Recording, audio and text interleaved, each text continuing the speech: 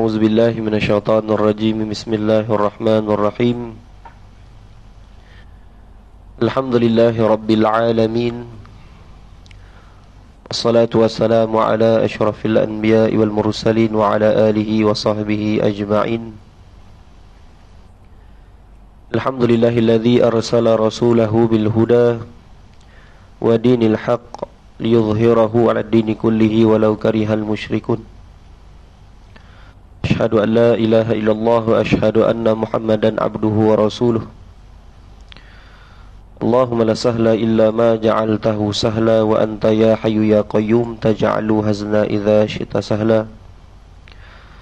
اللهم فقهنا في الدين وعلمنا تأويل واهدنا صراطك المستقيم صراط الذين أنعمت عليهم من النبيين والصديقين والشهداء والصالحين وحسن أولئك رفيقا يا أرحم الراحمين. ما بعد. Assalamualaikum warahmatullahi ta'ala wabarakatuh. Alhamdulillah, bersyukur kita kehadrat Allah subhanahu wa ta'ala dengan limpah dan kurnianya, nikmatnya Allah subhanahu wa ta'ala masih lagi memberikan kita kesempatan untuk sama-sama kita berada di tempat yang barakah ini, insyaAllah. InsyaAllah di kesempatan waktu yang sedikit ini kita sambung lagi pengajian kita daripada pembacaan kitab Ta'alimu Ta'alim Tariqat Ta'allum karangan Asy-Syaikh Zurnuji. Baik,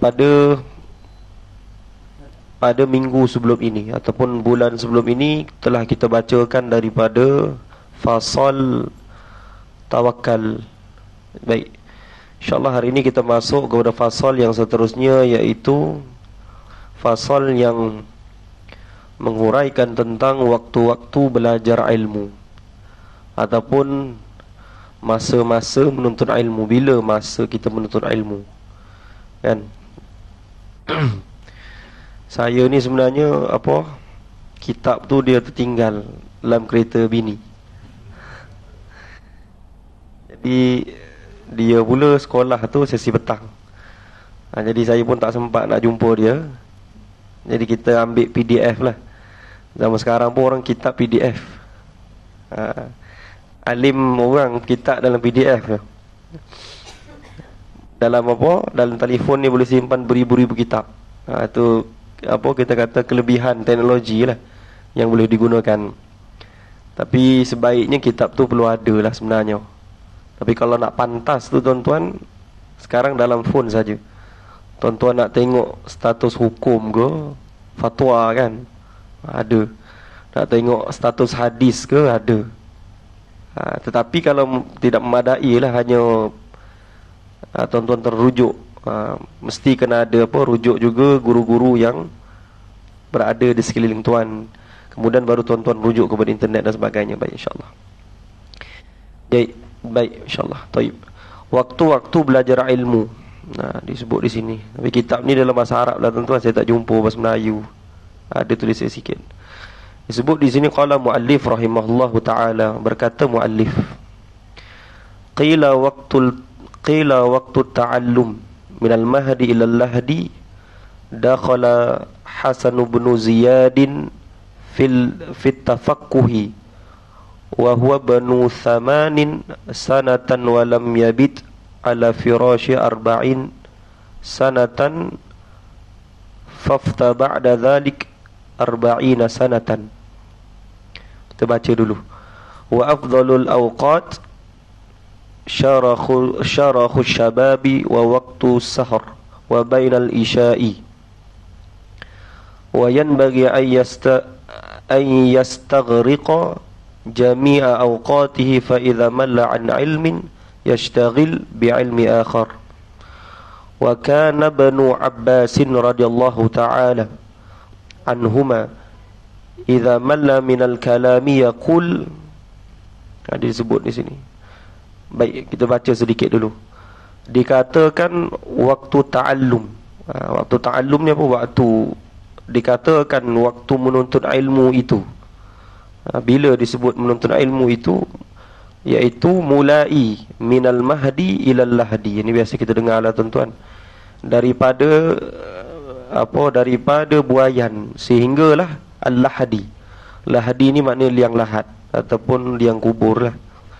Kenapa disebut buayan tuan-tuan ataupun ayunan? Minal mahdi ni maknanya kita kan kalau anak-anak kecil tu biasa duduk dalam buayan kan.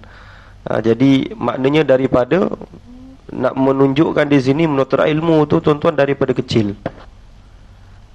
Bukan kita kata ada setengah orang tuan-tuan dia meletakkan menuntut ilmu tu pada tempat-tempat tentu. Anak bila dah besar baru diajar tentang ilmu. Tapi sebenarnya ilmu tu sifatnya amat luas. Daripada anak tu kecil perlu secara alami tuan-tuan. Maknanya anak kecil tu pun sendiri dah belajar ilmu. Kemudian tuan-tuan, maka disebut di sini Hasan bin Ziyadin. Hasan bin Ziyad tetap belajar ketika berusia 80 tahun. Satu ulama yang besar tuan-tuan, Hasan bin Ziyad ni. Maka dia tak pernah nyenyak tidur. Ni disebut di sini, maka dia tak pernah nyenyak tidur selama 40 tahun. Maknanya dia mengaji ni dia tak pernah nyenyak tidur. Begitulah ulama tuan-tuan. Ulama ni waktu malam dia adalah waktu dia menilik kitab, buka kitab, kemudian dia baca pengajian, dia baca kitab, dia murajaah kitab, menulis kitab, itu pada waktu malam. Setengah ulama tu tuan-tuan siang dia kerja.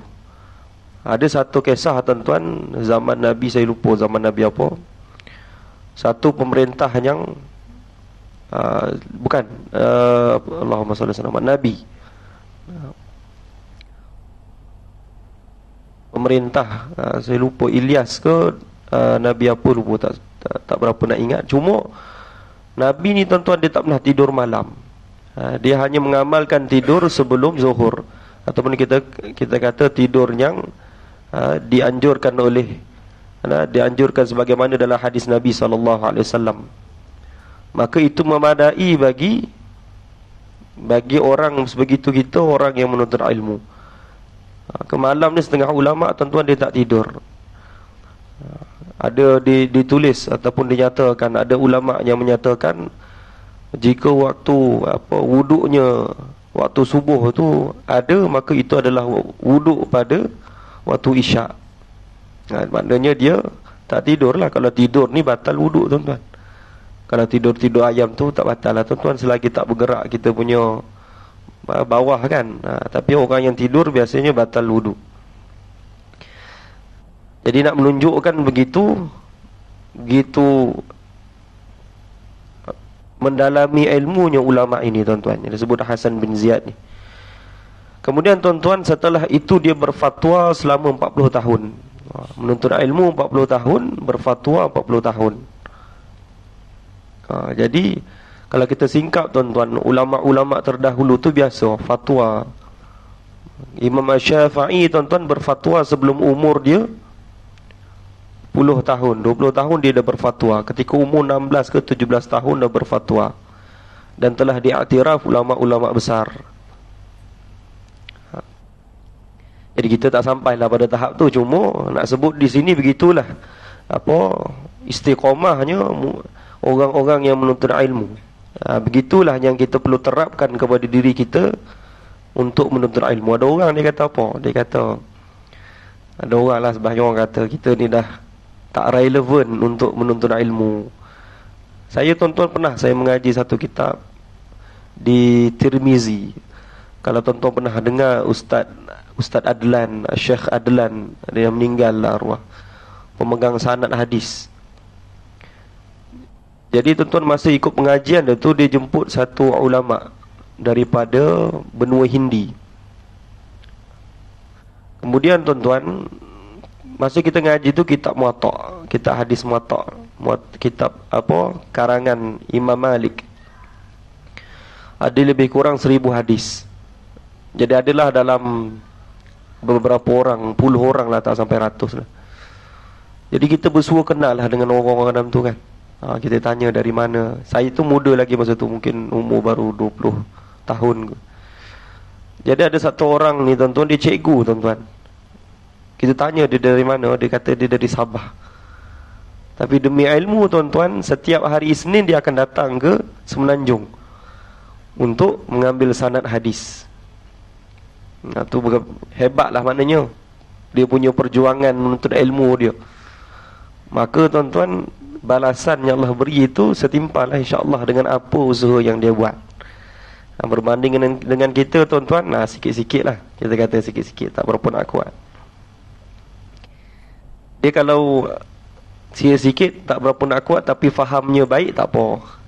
Tapi kalau dah lah usaha sikit-sikit, tapi fahamnya pun tak baik, kurang faham, tu bahaya tuan-tuan. Lagi-lagi lah mutaakhir ni tuan-tuan, orang tak faham tapi dia sanggup bercakap kan, dia sanggup menulis, kemudian dia ajar pula kepada orang-orang yang lain tuan-tuan. Jadi sebab tu ilmu ni tuan-tuan adalah sahabat baik kepada kita, tak boleh tinggal. Kalau kita tinggal ilmu, maka kita akan mudah mengikuti orang-orang yang mengajar sesuatu yang salah. Baik, kita terus translate lah tuan-tuan. Maka tuan-tuan, masa muda harus digunakan untuk menuntut ilmu sebaik-baiknya. Ini apa? Wa afdhalul awqat, dan sebaik-baik waktu-waktu, syarakhus syababi wa waqtis sahur wa bainal isya'i, iaitu tuan-tuan sebaik-baiknya. Adapun waktu belajar yang paling baik, afdal, iaitu menjelang waktu subuh dan antara waktu, disebut di sini tuan-tuan daripada waktu wa waktu sahur atau subuh, menjelang waktu subuh. Sahur ni belum subuh lagi. Dan di antara wa bainal isya'i, iaitu di antara waktu maghrib sehingga isyak. Itu waktu yang terbaik untuk kita belajar. Yang pertama tadi disebut menjelang waktu subuh. Maknanya kalau sebelum, kita kata apa, caranya apa, kita dirikan solat malam, kemudian kita buka lah apa-apa kitab. Kalau kita mengaji lah, kita nak ulang kaji murajaah dan sebagainya, buka kitab baca. Ini adat-adat di pondok-pondok begitulah tuan-tuan.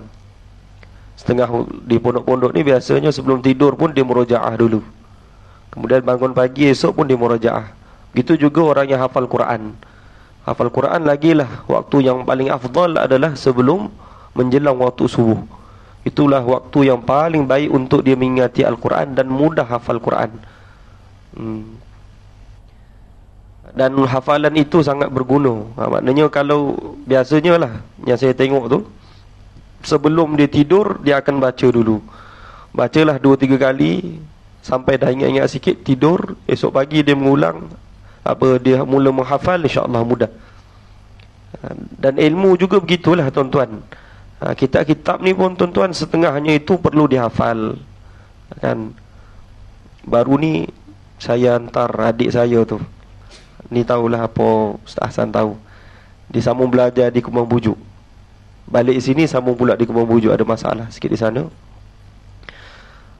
Ngaji alim 8 tahun. Jadi kita pun risaulah, boleh ke dijawab soalan kan, soalan agak sukar. Jadi antara metod soalan yang ditanya itu, dia bagi satu matan dalam 3 baris. Dia suruh hafal dalam masa 5 minit. Saya tengok matan apa, saya tak dapat tengok lah, tapi duk tengok dengan adik baca tu. Antaranya adalah disuruh hafal matan Ajurumiyah, matan kitab Nahu bahasa Arab. Sama juga tuan-tuan, Orang yang menuntut ilmu juga menghafal. Duduk di pondok-pondok pun menghafal kitab-kitab.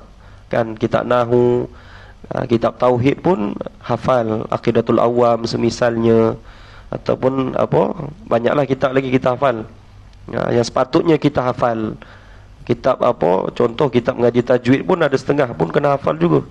Semisal kitab apa, kitab Atfal apa, saya lupa nama kitab tu, pun kena setengah ulama disarankan untuk kita hafal. Itu lebih baik. Baik, insyaAllah tuan-tuan. Dan kemudian tuan-tuan, iaitu antara waktu maghrib dan isyak. Macam kita hari ni lah tuan-tuan. Sebab tu dianjurkan untuk lepas maghrib sehingga isyak tu kita masuk ataupun kita selangi dengan muzakarah ilmu ataupun pengajian ilmu.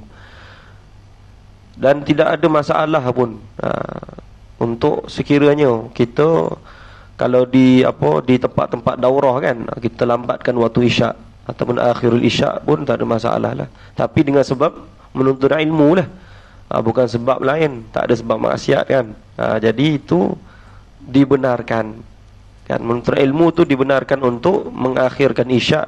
Sebab isyak ni tuan-tuan, dia waktu yang wajibun wasi' atau wajib yang panjang, wajib yang luas. Sehinggalah kita kata kalau kira tu pukul, katakanlah isyak mula pukul 8.45 lah sekarang kan, sampai waktu 4 pun boleh solat isyak lagi. Panjang lah. Tetapi dengan sebab ilmu lah, tadi sebab lain. Akhirkan isyak sebab tengok bola, tak boleh lah tuan-tuan sebenarnya. Tapi dia tak adalah sampai kita kata berdosa besar, tak adalah kan. Sebab solat ni tuan-tuan, awqatus solat tu dia terbahagi kepada 5 sebenarnya. Yang pertama waktu afdal. Waktu afdal ni waktu yang paling utama untuk kita solat. Kemudian pertama waktu fadilah tadi, afdal ataupun fadilah. Yang kedua waktu jawaz. Jawaz ni waktu yang lepas waktu afdal, jawaz ni seeloknya solat waktu tu lah, atau waktu yang diharuskan untuk kena solat waktu tu. Kemudian ada disebut waktu khiyarah, waktu karahah dan waktu tahrim. Ni kena tahu waktu solat ni. Bukanlah semestinya kalau kita lambatkan solat jatuh hukum berdosa. Tu sebenarnya tak berapa tepat sebenarnya. Makna dengan hadis kata orang yang melambatkan solat berdosa ataupun tempatnya di neraka tu, dengan maknanya apa? Lambat tu adalah duduk pada waktu karahah. 5 minit lagi nak habis waktu solat zuhur, dia solat waktu ini. Ini disebut waktu tahrim. Lambatkan solat yang dimaksudkan dengan maknanya ancaman daripada hadis Nabi itu adalah orang yang solat pada waktu tahrim.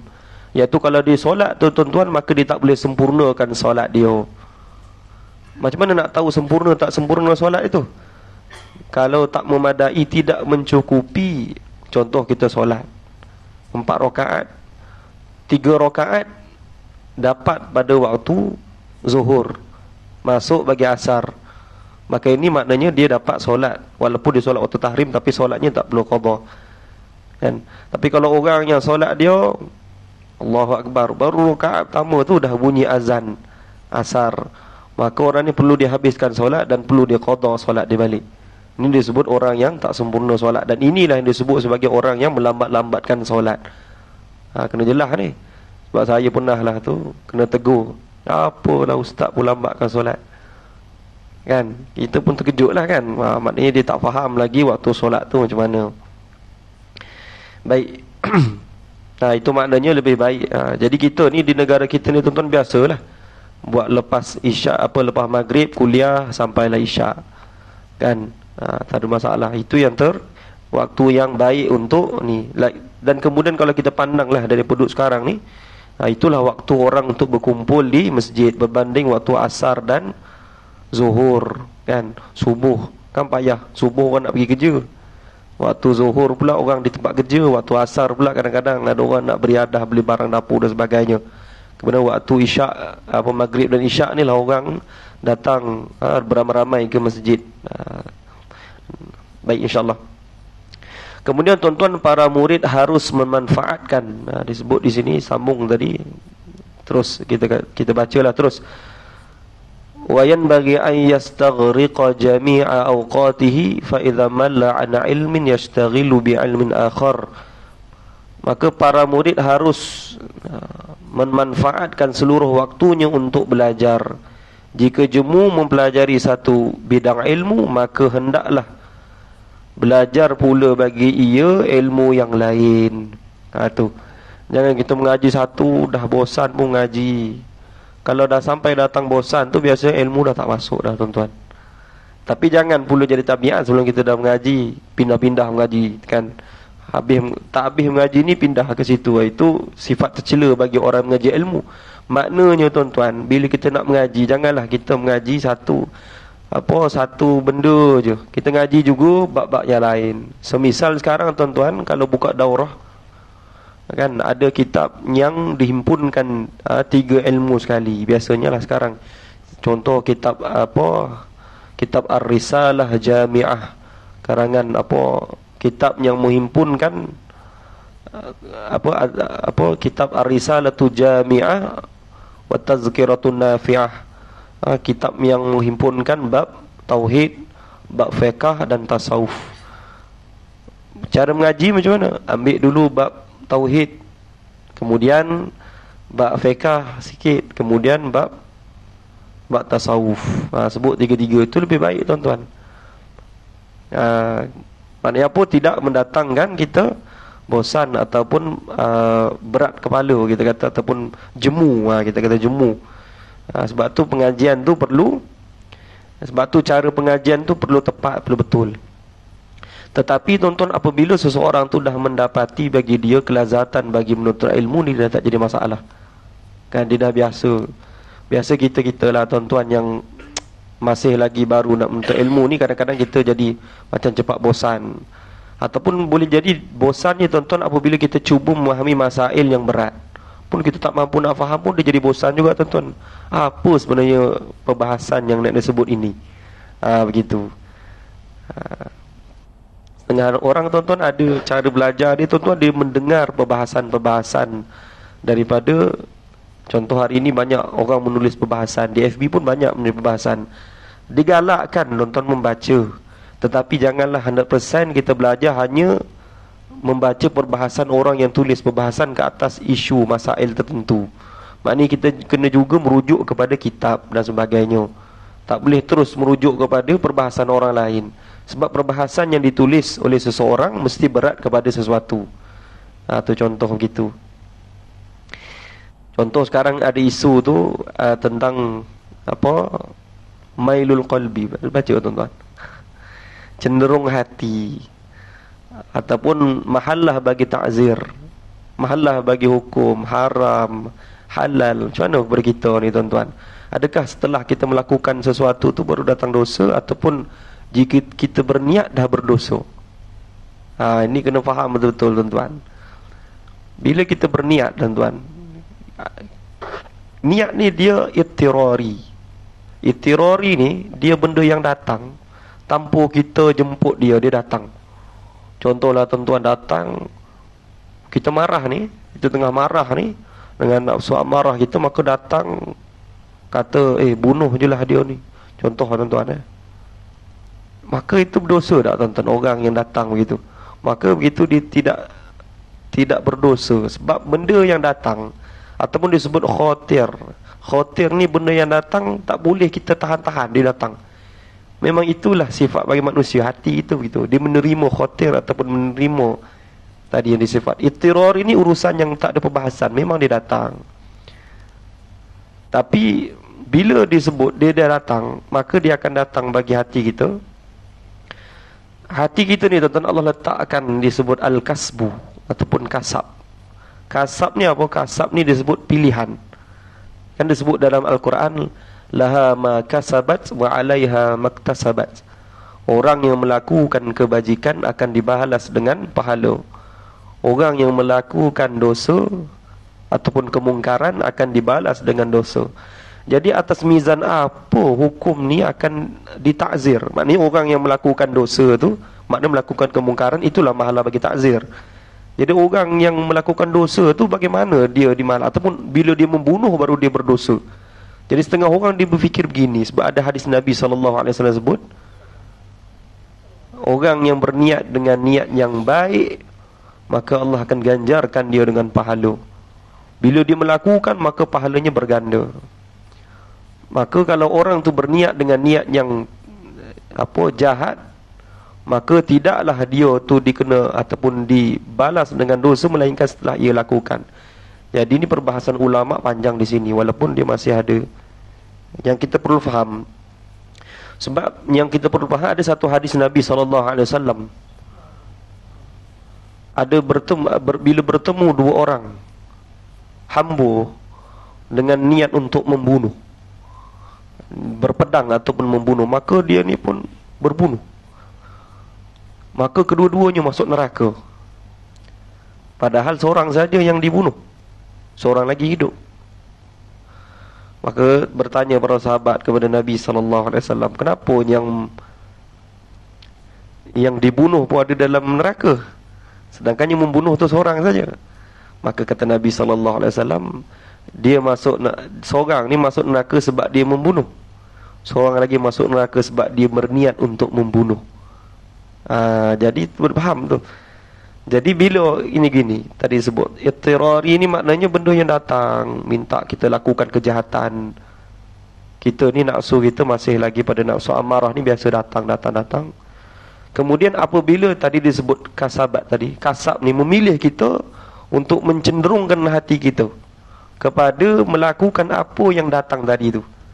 Kita dah cenderung hati. Inilah disebut ikhtiari. Kita dah letakkan usaha untuk kita membunuh tadi. Dia sebut contoh. Dia kata apa? Maknanya dia meletakkan apa? Qasad jazam ataupun qasad azman. Aku nak bunuh dia.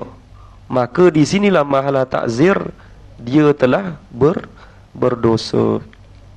Itu kena faham tu. Sebab tu ada satu ulama tuan-tuan, kitabnya sungguh masyhur, Risalah An-Nur. Pernah dengar tuan-tuan ya? Karangan Syekh Said Nursi Badi'uz Zaman. Dia menceritakan tentang lumak. Lumak ni lubang-lubang gangguan syaitan dalam diri kita. Jadi di sini bila kita antara satu lumak tu adalah disebut takhayyul ataupun takhayyul. Pernah dengar takhayyul? Pernah dengar? Khayal, kita sebut hayal, takhayyul. Itu adalah bahasa Arab sebenarnya. Bahasa Arab dengan makna kata apa? Kita berlunak-lunak dengan sesuatu. Bila datang sifat ataupun bisikan khotir buruk tadi, bunuhlah dia tu dah buat jahat kepada kamu. Dia datang tu tak berdosa lagi kita, tapi kita bertakhayyul, kita berlunak dengan sifat tadi jahat tu, maka datang cenderung hati bagi kita untuk membunuh. Itulah mahala ta'zir bagi kita. Sebab tu ulama tasawuf menyebut bukanlah dengan makna kita kata apa, rezeki tu dengan jalan kerja, kena makan, kena ada kerja baru disebut usaha. Betul tak tuan-tuan? Ulama tasawuf menyebut doa itu juga adalah usaha ataupun kerja. Sama juga dengan kita punya cenderung hati tadi itu, berdoa, usaha dah tu tuan-tuan. Sebab tu ada sebahagian ulama-ulama tu tuan-tuan, kerja dia biasa-biasa, tapi dengan doa Allah berikan dia rezeki yang melimpah ruah. Dan itu saja saya sebut tadi tuan-tuan. Jadi kita kena faham yang itulah.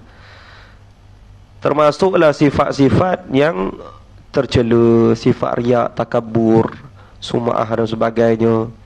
Sifat tu tak boleh kita bendung, tak boleh kita buang. Sifat tu akan datang. Kita orang yang beriman, maka akan diuji dengan sifat-sifat macam tu.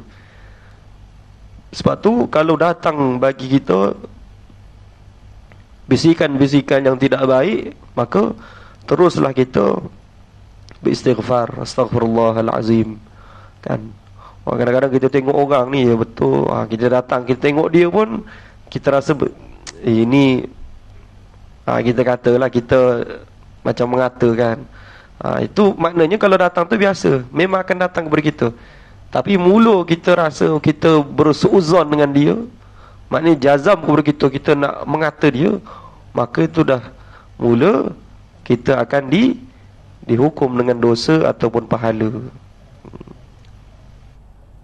Baik tuan-tuan. Maka diteruskan lagi di sini, wa kana ibnu Abbasin radhiyallahu anhu ta'ala anhuma, dan Ibnu Abbas jika memulai bagi ia jemu, maka kalau dia jemu, dia kata, berkata bagi dia tadi, Ibnu Abbas kata, bawakanlah kemari buku ciptaan penyair, ataupun penyair-penyair ni zaman dulu, zaman Nabi SAW dulu, mana ada majalah tuan-tuan. Majalah tak ada. Macam kita hari ni banyak bacaan kan. Zaman dulu penyair lah. Penyair ni sama lah syair macam kita sekarang mungkin lah tuan-tuan. Syair ni penulisan-penulisan yang yang seronok untuk dibaca baik, ataupun memberikan keseronokan. Jadi kata Ibnu Abbas, kalau dia jemu, dia akan baca sesuatu yang menyeronokkan dia tadi itulah, menghilangkan jemu. Itu cara Ibnu Abbas. Dan Muhammad bin Hasan setiap malam tak pernah tidur. Di sampingnya disediakan beberapa buku. Bila merasa bosan mempelajari satu ilmu, beliau akan menggantikan yang lain. Muhammad bin Hasan ni tuan-tuan anak murid kepada Imam Abu Hanifah. Imam Abu Hanifah ni ada dua orang anak murid yang alim, sangat alim, anak murid kanan lah kita kata. Satu Muhammad bin Hasan, satu lagi Imam Abu Yusuf. Imam Syafi'i dia tak sempat nak bertemu dengan Imam Abu Hanifah, tapi dia berguru dengan anak murid Imam Abu Hanifah, Abu Yusuf dan Muhammad bin Hasan. Setengah riwayat menulis Imam Asy-Syafi'i dia lahir ketika mana malam wafatnya Imam Abu Hanifah. Jadi orang alim lah Imam Abu Hanifah ni, alim. Tapi hari ni ada orang dia memperlekehkan Imam Abu Hanifah. Memang dia sebut, ada orang hari ni berani tulis Imam Abu Hanifah bukan pakar hadis, sebab tak ada PhD satu. Tu cuba tuan-tuan cari karangan kitab hadis karangan Imam Abu Hanifah. Allah, kan bahaya tak tuan-tuan? Orang mempertikaikan Imam Syafi'i, kata fatwa Imam Syafi'i tak betul. Saya pun tak ada PhD. Jadi saya pun tak adalah pertikai. Cuma ilmu ni dia sangat luas kan. Apabila kita nak meletakkan hukum ataupun kita nak menidakkan sesuatu, perlu dengan hujah. Dan apabila kita mengambil hujah para ulama', maka ulama' yang merot ulama' yang lain, dia selevel. Dia ada justifikasi ataupun dia ada hujah dia tersendiri. Dan menolak dia kepada ulama' yang lain adalah atas faktor dengan ilmu ataupun dikata-kata dia ada sebab-sebab yang ketika itu. Tetapi kita tuan-tuan, sepatutnya tidak boleh ataupun tidak sepatutnya kita mengambil pandangan-pandangan ulama'-ulama' yang berat ini untuk kita menidakkan kata-kata ataupun pandangan ulama'-ulama' semisal ulama' yang sebut al-imam. Itu tak boleh lah sepatutnya tuan-tuan. Dia ada satu cara tuan-tuan, kita boleh tidak bersependapat dengan pandangan-pandangan ulama' yang besar apabila ulama' tu berlaku kegoncangan dalam ilmu tauhid, dalam keimanan dia. Boleh kita mengetepikan tanpa kita menghina ataupun sebagainya. Itu memang sepatutnya. Contoh kalau dia ni ahlul mujassimah atau musyabbihah, ini kita perlu tolak awal-awal. Tetapi tidak menjadi salah sekiranya kita ambil pendapat-pendapat, fatwa-fatwa yang betul. Tetapi perlu utamakan dengan ahli sunnah yang ada pendapat yang lebih baik. Itulah. Tapi bagi kita ni sebenarnya tuan-tuan tak boleh, bukan tak boleh lah, tak berapa nak cantik bila kita seolah-olah menidakkan kan. Kita ni jauh tuan-tuan. Tak ada adab. Tak ada adab memang betul lah. Kan sebab ulama-ulama ni tuan-tuan, dia berbeza jauh zaman daripada kita. Ribuan tahun lah kita kata. Kalau kita dengan Imam Syafi'i 1000 tahun lah confirm, 1000 tahun lebih. Kan kita dengan Imam Al-Ghazali lebih kurang 700 tahun lebih. Seperti mana dengan Imam Asy'ariyah lebih kurang 1000 tahun juga, sebab dia lahir pada tabi'ihim tau. Kemudian dia wafat pada selepas 300 tahun tu. Kurun yang dijamin oleh Nabi SAW. Jadi begitu tuan-tuan. Jadi kita ni tuan-tuan, muafakat kita adalah bukan kita mempertikaikan, tapi lebih kepada sepatutnya kita mencari ataupun kita mencari sesuatu yang lebih mendamaikan antara pandangan para ulama. Jadi di samping yang disediakan tadi disebutlah, di samping disediakan bila merasa macam kita ni tuan-tuan. Masa sahabat saya tuan-tuan ada seorang tu dia syahadah Quran. Masa dengar ngulang Quran tu, boleh dia sediakan makanan untuk makan. Sama juga kita tuan-tuan, kalau kita mengaji, biasa ulama-ulama terdahulu disediakan sesuatu. Sediakan kopi contohnya. Kan kalau kita jemu sikit, kita baca benda lain dulu, kemudian baru kembali kepada pelajaran yang kita lakukan. Bukan semesti kita nak belajar ni kita terus belajar tanpa memberikan rehat. Orang yang tidak memberikan rehat bagi dia belajar ni zalim lah namanya. Kan sama juga kalau kita nak mengajar anak kita, bukan semesti dia kena belajar tanpa henti. Ada masa kita perlu berikan, kita kata apa, reward kepada dia, benda-benda yang menggembirakan hati dia. Menggembirakan hati ni, orang ni benda yang terpuji. Itu yang disebut dia tadi, membawa gembira kepada hati orang ni, disebut dalam hadis antara sebaik-baik amal yang kita perlu lakukan lah sebenarnya. Termasuklah kita menggembirakan hati kita. Beliau selalu menyediakan air di hadapannya, saya disebut tadi. Jika merasa mengantuk, air itu diminum untuk mengusir rasa mengantuk tadi. Maka beliau berkata tadi, Muhammad bin Hazan berkata, ngantuk itu timbul dari rasa panas ataupun panas. Maka harus ditolak dengan air yang dingin. Sebab tu kalau kita ni ada air lah, tapi saya ni kuliah pun 2-3 minit je, tak apa. Seorang ngaji lama ni minum lah Qahwah ni apa kita kata, sesuatu yang menjadi adat kepada orang-orang yang mengaji agama. Kan mengaji apa-apalah, sebaiknya minum qahwah lah. Jangan tuan-tuan minum yang apa kita panggil, yang campur tu, 3 in 1. Yang ada kafein tu tinggi tu, tak bagus sangat lah tuan-tuan. Tak tu tambah penyakit namanya. Ambil yang kosong, dia tambah gula sikit tak apalah kan, stevia ke dan sebagainya. Maka itu yang sebaik-baiknya. Belum azan lagi tuan-tuan ya, insyaAllah. Baik, habis kita kepada waktu-waktu belajar ilmu.